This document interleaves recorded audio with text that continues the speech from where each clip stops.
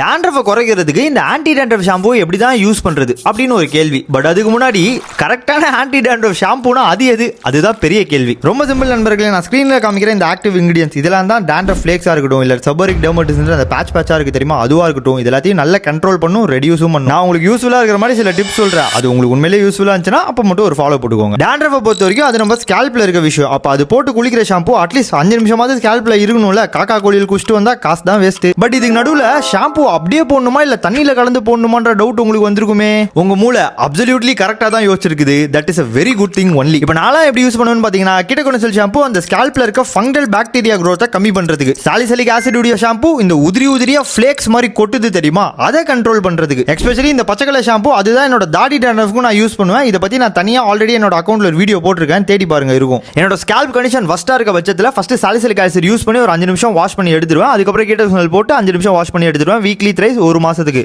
That is because அந்த dandruff flakes எல்லாம் நான் ஃபர்ஸ்ட் காலி பண்ணி விட்டேனா, கீட்டகோனசோல் யூஸ் பண்றப்ப என்னோட ஸ்கேல்ப் கண்டிஷனுக்கு அது இன்னும் நல்ல பெட்டரா ஒர்க் ஆகும். தென் ஒரு மாசத்துக்கு அப்புறம் ரெடியூஸ் ஆன மாதிரி தெரிஞ்சிச்சுன்னா வீக்லி ஒன்ஸ்க்கு மாத்திப்பேன். இதுல கீட்டகோனசோல் பொறுத்த வரைக்கும் நான் ஒரு மருத்துவர் ஆலோசனையோட வாங்கினேன். ஏன்னா இதுல பெர்சன்டேஜ் வரும். இன்னொன்னு நீங்க ஆன்லைன்ல பார்த்தாலே இருக்கும். இதோட லிங்க்ஸ் நான் மேலேயும் கமெண்ட் பாக்ஸ்லயும் பின் பண்ணி விடுறேன். பட் கண்டிப்பா மக்களே, முடி ஹேர் வாஷ் டே அன்னைக்கு லைட்டா ட்ரை அவுட் ஆகலாம். சோ ஒரு கண்டிஷனர் அப்ளை பண்ணி வாஷ் பண்ணி எடுத்துக்கிறது is better and also advisable. எனக்கு அது நல்லா ஒர்க் ஆகுது.